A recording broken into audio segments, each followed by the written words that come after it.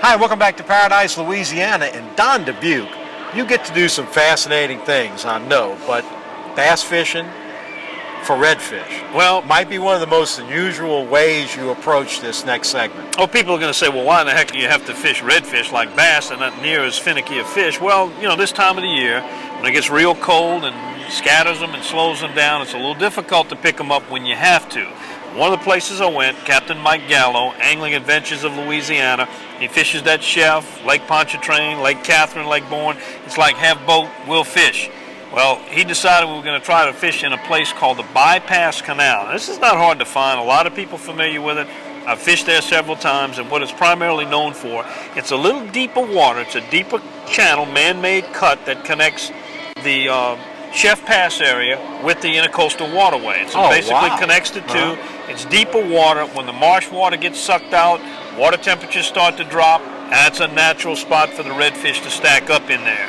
And it's actually been improved by Hurricanes Gustav and Ike. When I say that, there's some storm debris that's been moved in there. A lot of it's been taken out, but some of the natural debris, trees, stumps, limbs, you'll see them. They're in there. Particularly, you'll see a lot of them when the water's down. And that has become some new habitat for the redfish that are normally in there to escape the cold temperatures. They get into the Bypass Canal. Now they're congregating at these tree stumps and roots and branches.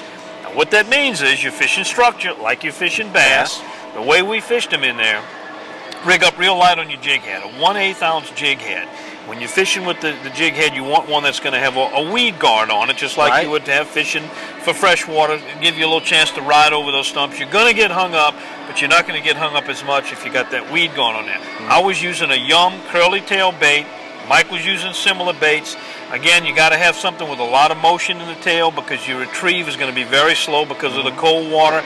And also you want to keep it in that strike zone for as long as you possibly can. So when you're retrieving it, you want some natural action. Again, you got to be ready. Feel that sensitive tip.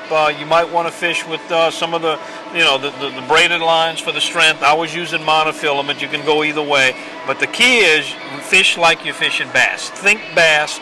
Bounce it over that structure. You're going to feel the structure. Ride it over the top.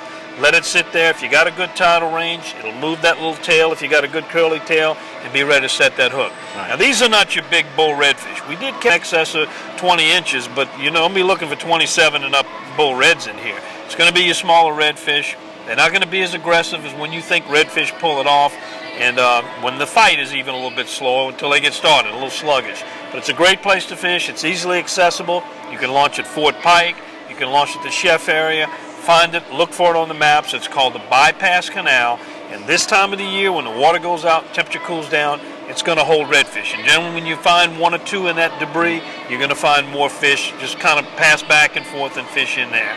It's a great trip. Mike Gallo's got some advice, more advice on how to fish that area. If you're going to be doing some bass fishing for redfish in the wintertime, here it is. Yeah, this time of year I really use my depth finder quite a lot, as well as my temperature gauge.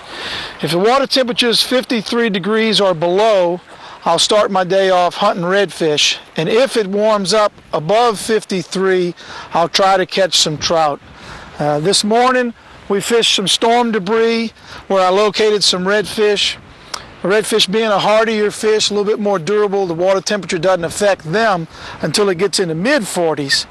So we were able to catch some good redfish this morning, fishing some storm debris, some trees, things that had oyster shells and barnacles growing on them. We had to use a weedless jig head to get in there tight to where the fish were, but that's where we caught the majority of our redfish this morning.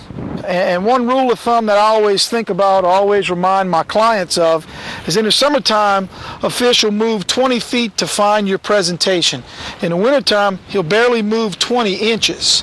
So you'll have to work an area over thoroughly, and once you find some, stick with them.